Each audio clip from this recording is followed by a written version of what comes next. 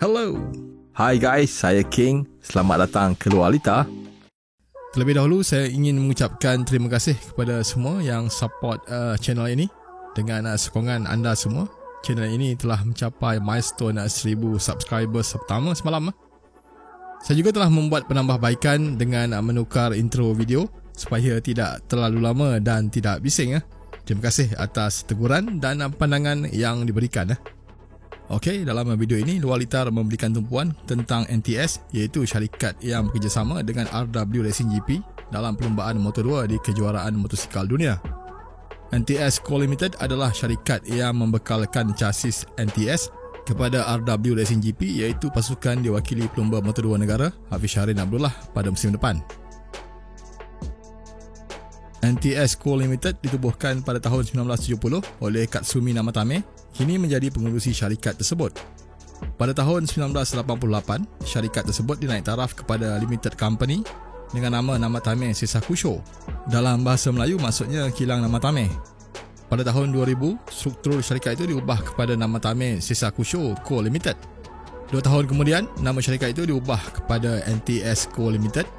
Masahiro Namatame, iaitu anak kepada Katsumi Namatame, kemudian dilantik sebagai ketua pegawai eksekutif mengambil alih perniagaan keluarganya.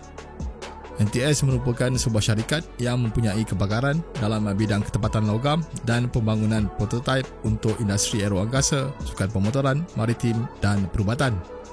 Pada tahun 2015, NTS menghasilkan chassis motosikal lumba pertamanya diberi nama NH6.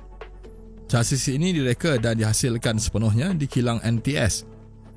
Ini antara usaha NTS untuk meningkatkan kepakaran dan pengetahuan dalam teknik pemprosesan logam. Memandangkan NTS bukan pembuat chassis motosikal lumba, matlamat NTS adalah untuk memastikan ketepatan dalam penghasilan chassis supaya setiap motosikal NTS mempunyai prestasi sama. Bagi mencapai sasaran itu, NTS menghasilkan rangka utama dan swing arm menggunakan mesin sepenuhnya. Chassis NTS direka dan dikaji secara akademik, termasuk menerusi analisis dan kajian seperti CAD, CAE, CFD dan pelbagai cara untuk mendapatkan kestabilan, ketahanan, kelajuan dan keselamatan lebih tinggi, kata Masahiro. Memang menjadi matlamat NTS untuk bersaing di kejuaraan dunia Moto2. Ia adalah impian Masahiro sejak zaman mudanya untuk terlibat dalam perlumbaan itu suatu hari nanti. Kilang besi milik bapa Masahiro membuka peluang kepadanya untuk menjadikan impiannya itu satu kenyataan. Namun sebelum mengambil langkah drastik itu, NTS menyertai FIM CEV Repsol terlebih dahulu bagi menguji kemampuan chassis perlumbaan rekaannya bersaing dengan pengeluar chassis lain. NTS membuat penampilan pertama dalam FIM CEV Repsol pada tahun 2016. Pada musim pertamanya, NTS yang bertanding menggunakan nama NTS T-Pro memperoleh 8 podium termasuk 1 kemenangan di Jerez dan menamatkan saingan musim itu di tempat kedua dalam kategori pengeluar. Pelumba utamanya, Alan Thatcher, juga menduduki tempat kedua dalam kategori pelumba. Pada tahun berikutnya, NTS bertanding menggunakan nama NTS Sports Code T-Pro dan mendapatkan khidmat juara FIM CEV Repsol 2016, Steven Odendal sebagai pelumba utamanya. NTS berjaya meraih 6 podium dan sekali lagi menamatkan musim itu di tempat kedua dan Odendal menduduki tempat ketiga dalam kategori pelumba. Walaupun dianggap sebagai pendatang baru, NTS melalui 2 musim yang berjaya di FIM CEV Repsol. Dengan chassis NTS sudah terbukti mampu bersaing dengan Kalex di FIM CEV Repsol, NTS mengambil keputusan untuk menyertai kejuaraan dunia Moto2 pada 2018. Ini kerana tahap kejuaraan dunia adalah lebih tinggi dan boleh memberikan input terbaik berhubung kemampuan sebenar chassis NTS. Bagi menjayakan projek ini, NTS bekerjasama dengan RW Racing GP yang mempunyai pengalaman berlumba di Moto3 sejak 2011 dan Moto2 sejak 2017. Pasukan itu menggunakan nama NTS RW Racing GP, satu-satunya pasukan yang menggunakan chassis NTS.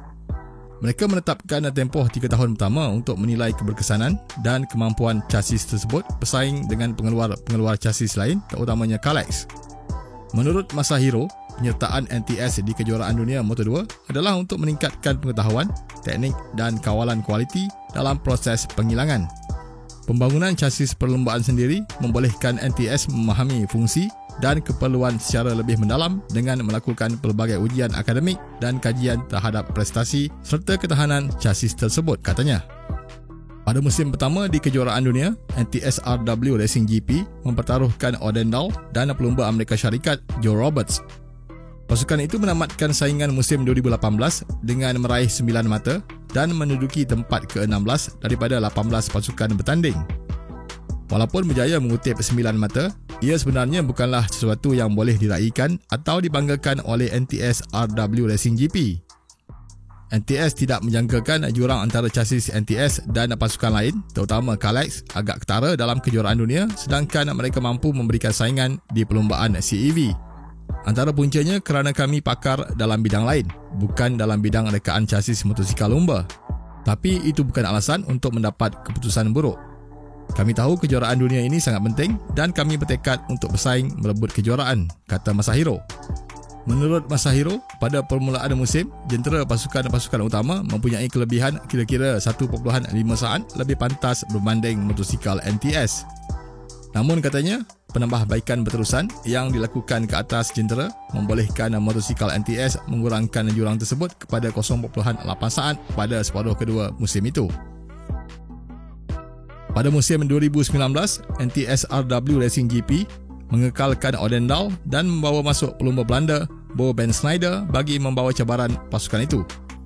Pengalaman yang diperolehi pada musim pertama di kejuaraan dunia sangat berharga kepada NTS kerana pasukan itu kini tahu di mana kedudukan mereka berbanding pasukan lain dan masih banyak yang perlu dilakukan untuk merapatkan jurang perbezaan. Musim 2019 menunjukkan peningkatan dengan NTS RW Racing GP berjaya memperoleh 13 mata, iaitu peningkatan 4 mata berbanding musim sebelumnya. Ben Snyder menyumbangkan 7 mata, manakala pelumba gantian Jesko Raffin meraih 6 mata.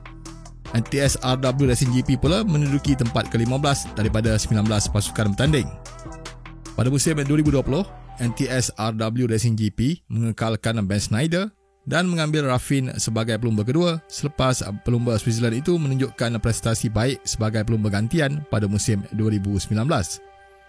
Namun disebabkan masalah kecederaan menimpa Raffin, pasukan itu menggunakan khidmat dua pelumba gantian iaitu Piotr Bisikerski dan Dominik Egeter.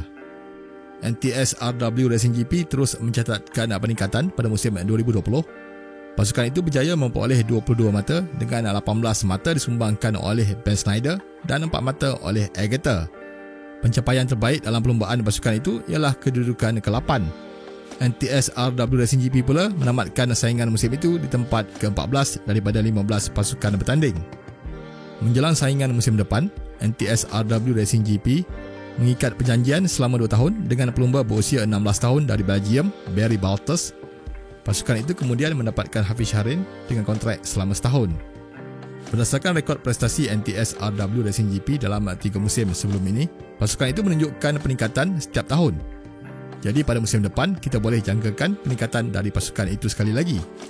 Pasukan itu juga menunjukkan kesungguhannya apabila melakukan ujian persendirian awal musim di Jerez pada hujung bulan lepas. Masahiro berkata, NTS akan terus berusaha sehingga mencapai satu keputusan baik yang boleh diraihkan. Masih banyak lagi pengubahsuaian dan peningkatan yang perlu dibuat oleh NTS RW Racing GP untuk bersaing dengan pasukan-pasukan lain. Tidak pasti berapa lama masa diperlukan NTS untuk standing dengan Kalex dalam Moto2. Kita juga tidak pasti berapa lama NTS akan bertahan dalam kejuaraan dunia. Tapi melihat kepada prestasi pasukan itu, Luar Litar yakin NTS mampu mengatasi Kalex suatu hari nanti. Cuma masa yang akan menentukannya. Saya King, terima kasih kerana menonton. Jumpa lagi dalam video akan datang. Bye bye, adios, have a nice day.